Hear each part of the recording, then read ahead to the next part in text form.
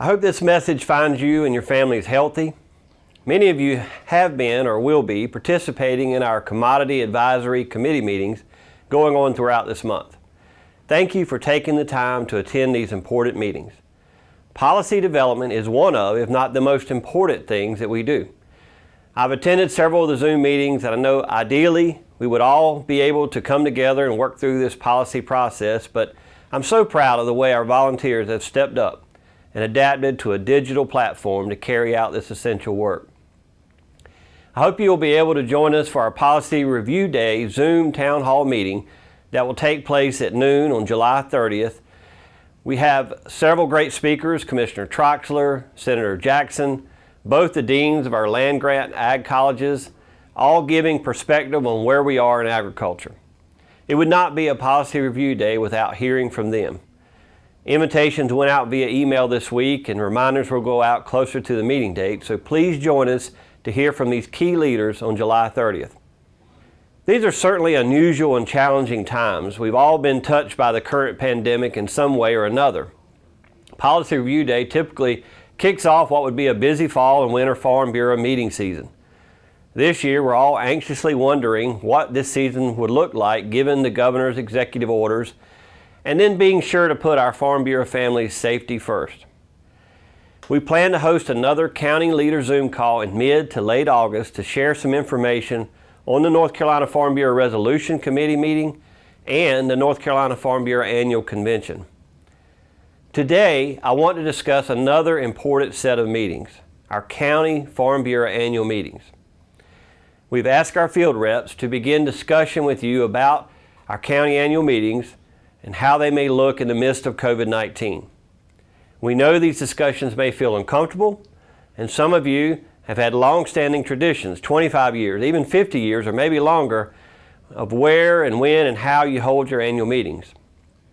Given the seriousness of this virus, and again, putting safety first, we would ask you to make several considerations as we move forward with planning these meetings. First, please check with your venue that typically hosts your meeting. If your meeting is hosted by a local school or church, they may not be able to accommodate you this year. Different venues may have more strict or specific requirements of what happens in their meeting and event space. Check with these people and then check back again and again leading up to your meeting. We all know this is an evolving situation. It is not necessary to have a large crowd in attendance for your meeting. Whatever number of people you may have, please be sure you're properly socially distanced and wearing masks if necessary. Also, consider skipping the meal at the meeting. Per the current executive order, buffet meals are prohibited. Any food served must be plated or individually packaged. It is likely that will be the case for quite some time. If you choose to serve food, please be sure you're in compliance with whatever the current executive order allows. Keep your meeting program simple. There are specific items of business that our bylaws require: electing directors and voting delegates to the state convention and adopting your policy resolutions. That's all the work that you need to do. If you have specific questions about those items, please check with your field rep or our Secretary and General Counsel, Jake Parker.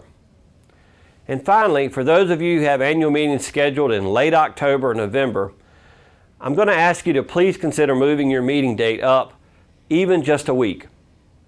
The reason being is that as we make contingency plans for our statewide fall meeting, the deadline for us to receive from county farm bureaus, your resolutions, your county voting delegates, all those things for our annual meeting become crucial deadlines. We have several counties who meet close or even past those respective deadlines. If we were in a situation where we have to conduct a meeting of the Resolutions Committee or annual convention virtually, it would entirely shift how we conduct the business of North Carolina Farm Bureau. Unfortunately, this is a very real consideration given the number of people we typically have in attendance at those meetings and the mass gathering limits that may be at that time. The sooner we have your information from the counties, specifically the recommended resolutions and county voting delegates, the smoother we believe the entire process will flow.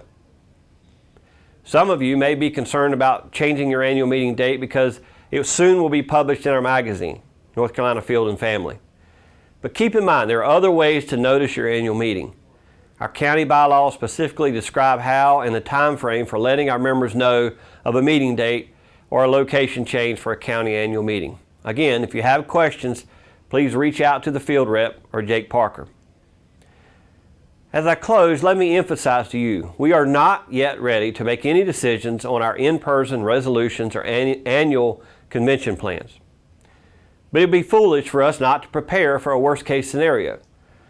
Hence, we are asking for your consideration and help. I liken this situation to hurricane preparation. Farmers know we rush and get our crops in and do everything we can to prepare our farm for a storm that may not come. We hope for the best, but we absolutely prepare for the worst. And I believe you all can understand that. We're here to answer questions and help you along the way. I believe each of the 100 county farm bureaus are the heart of North Carolina Farm Bureau, and I appreciate all your efforts to help our organization remain strong and pushing forward, even in the midst of unprecedented circumstances. I hope to see all of you very soon.